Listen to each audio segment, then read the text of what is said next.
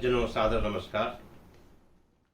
आज हम अपने चैनल के माध्यम से आप लोगों के लिए वैशाख महात्म की कथा श्रृंखला के अंतर्गत 8वें अध्याय की कथा लेकर आए हैं। 7वें अध्याय की कथा में आप लोगों ने सुना कि किस प्रकार महर्षि वशिष्ठ जी राजा कीर्तिमान को वैशाख मास के महात्म को समझा रहे थे। आज 8वें अध्याय में हम उसके आगे चलते हैं। कथा आरंभ करें इसके पूर्व सभी भक्तों से आग्रह है कि हमारे चैनल को अगर अब तक सब्सक्राइब नहीं किया हो तो सब्सक्राइब कर लें और इस वीडियो को लाइक करें तथा बेल आइकन भी दबाएं ताकि आपको हमारे अगले वीडियो की सूचना समय पर प्राप्त हो सके। सज्जनों, कथा आरंभ करें इसके पूर्व एक बार गणेश जी की वंदना कर लेते हैं।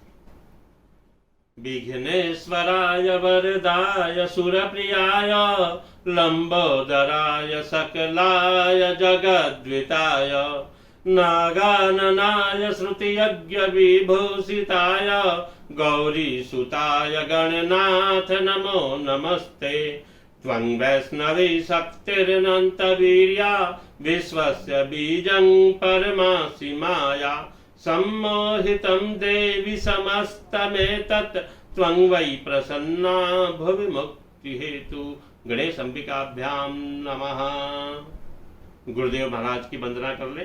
अखंड मंडलाकारं व्याप्तं येन चराचरं तत्पदं दर्शितं येन तस्मै श्री गुरुवे नमः। गुरुर्ब्रह्मा गुरुर्विष्णु गुरुर्देवो महेश्वर गुरु साक्षात् परब्रह्मा तस्मै श्री गुरुवे नमः। आइए हम कथा आरंभ करते हैं। तो वैशाख माह के सभी धर्मों के बारे में महर्षि वशिष्ठ ने विस्तार से वर्णन किया और राजा कीर्तिमान को वैशाख धर्म के पालन की आवश्यकता को शास्त्रों और युक्तियों से भली भांति सिद्ध करके वशिष्ठ जी ने राजा के समक्ष सभी धर्मों का वर्णन किया। उन सब धर्मों को सुनकर राजा ने गुरुदेव को भक्ति भाव से पूजन किया और घर आकर वे सभी धर्मों का विधि पूर्वक पालन करने लगे। देवादिदेव भगवान विष्णु में भक्ति रखते हुए राजा कीर्तिमान देवेश्वर पद्मनाभ के अतिरिक्त और किसी देवता को नहीं देखते थे। उन्होंने हाथी की पीठ पर नगाड़ा रखकर सिपाहियों से अपने राज्य भर में मुनादी करवा दी कि मेरे राज्य में जो 8 वर्ष से अधिक आयु वाला है उसकी आयु जब तक 80 वर्ष की न हो जाए तब तक मेष राशि में सूर्य के स्थित होने पर यानी वैशाख मास में वह अगर प्रातःकाल स्नान नहीं करेगा तो मेरे द्वारा दंडनीय होगा, वध्य होगा और राज्य से निकाल देने योग्य समझा जाएगा। यह मेरा आदेश है। पिता, पुत्र, पत्नी अथवा सुहृद जो कोई भी वैशाख धर्म का पालन नहीं करेगा वह चोर की भांति दंड का पात्र समझा जाएगा। प्रातःकाल शुभ जल में स्नान करके श्रेष्ठ ब्राह्मणों को दान करें। तुम सब लोग अपनी शक्ति के अनुसार दान आदि धर्मों का आचरण करो। देवर्षि नारद कहते हैं, हे राजन, राजा कीर्तिमान ने प्रत्येक गांव में धर्म का उपदेश करने के लिए एक एक ब्राह्मण को बसाया। 5-5 गांव पर एक एक ऐसे अधिकारी की नियुक्ति की जो धर्म का त्याग करने वाले लोगों को दंड दे सकें। उस अधिकारी की सेवा में 10-10 घुड़सवार रहते थे। इस प्रकार चक्रवर्ती नरेश के शासन से सर्वत्र और सब देशों में यह धर्म का पौधा प्रारंभ हुआ और आगे चलकर खूब बढ़े हुए वृक्ष के रूप में परिणत हो गया। उस राजा के राज्य में जो लोग मर जाते थे वे भगवान विष्णु के धाम में जाते थे। वहां के मनुष्यों को विष्णु लोक की प्राप्ति निश्चित थी। एक बार भी वैशाख स्नान कर लेने पर मनुष्य यमराज के पास नहीं जाता, लेकिन राजा कीर्तिमान के राज्य में तो लोगों ने कई बार वैशाख स्नान किया था, तो वे लोग क्यों नहीं वैकुंठ को जाते। अपने धर्मानुकूल कर्म में स्थित हुए सभी लोग विष्णु लोक में चले जाते थे, इसलिए यमपुरी के सभी नरक खाली हो गए। वहां एक भी पापी प्राणी नहीं रह गया। वैशाख मास के प्रभाव से यमपुरी के मार्ग की यात्रा बंद ही हो गई।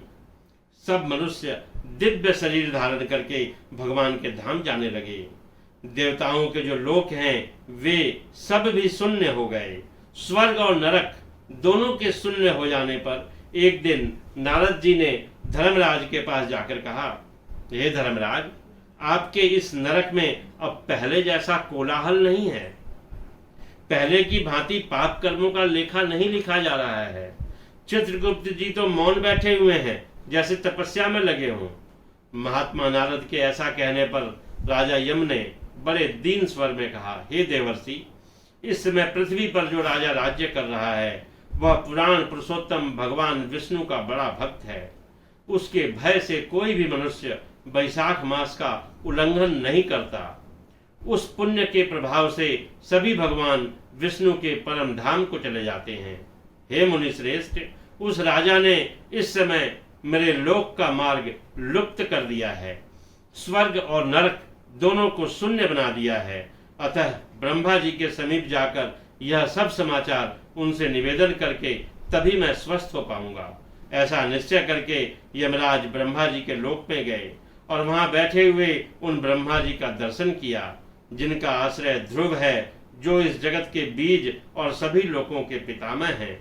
सभी लोकपाल और दिक्पाल और देवता जिन ब्रह्मा जी की उपासना करते हैं, उन ब्रह्मा जी ने यमराज को देखा और यमराज ब्रह्मा जी के आगे पृथ्वी पर गिर पड़े।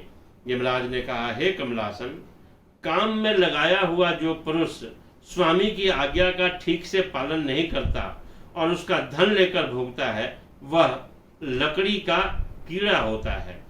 जो बुद्धिमान मनुष्य लोभवश स्वामी के धन का उपभोग करता है, जो कार्य में नियुक्त होकर भी अपने कार्य का सही से संपादन नहीं करता, वह विलाव होता है। हे देव, मैं आपकी आज्ञा से धर्म पूर्वक प्रजा का शासन कर रहा हूं। मैं अब तक मुनियों और धर्म शास्त्र के कथनानुसार पुण्य आत्माओं को पुण्य के फल से और पाप आत्माओं को पाप के फल से संयुक्त करता था, परंतु अब आपकी आज्ञा का पालन करने में असमर्थ हो गया हूं।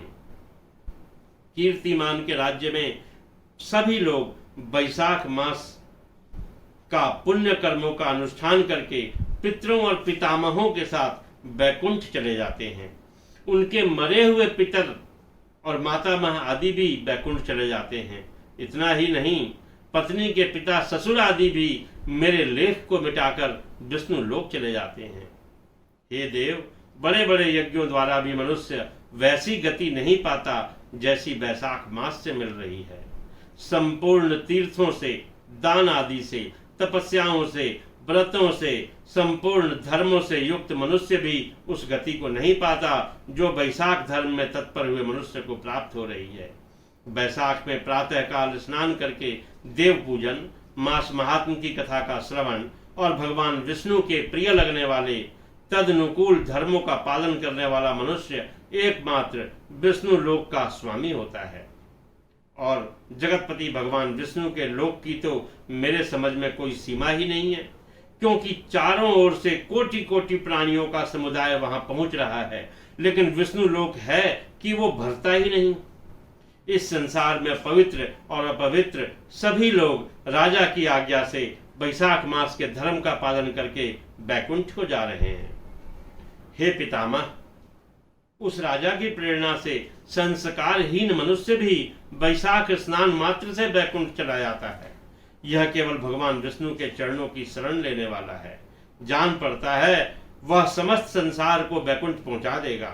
जो पुत्र धर्म, अर्थ, काम और मोक्ष के प्रतिकूल चलता हो, वह पृथ्वी पर माता के पेट से पैदा हुआ रोग है।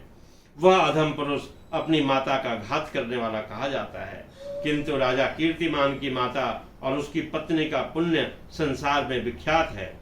उसकी माता एकमात्र वीर जननी है और वह राजा निश्चय ही संसार में सबसे बड़ा वीर है।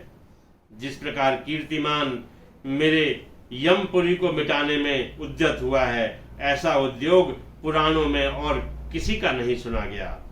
भगवान विष्णु की भक्ति में तत्पर हुए राजा कीर्तिमान के सिवा दूसरे ऐसे किसी को मैं नहीं जानता जो डंका बजाकर घोषणा करवा दे और लोगों को ऐसी प्रेरणा दे कि मेरे लोक का मार्ग विलुप्त होने के कगार पे पहुंच जाए। इस प्रकार देवर्षि नारद कहते हैं कि हे राजन, यमराज की ये प्रार्थना सुन करके ब्रह्मा जी मुस्कुराने लगे और ये वैशाख महात्म की कथा का 8वां अध्याय यही संपन्न होता है। बोलिए वासुदेव भगवान श्री कृष्ण की जय। श्रीमन नारायण नारायण नारायण, भजमन नारायण नारायण नारायण, हरि नारायण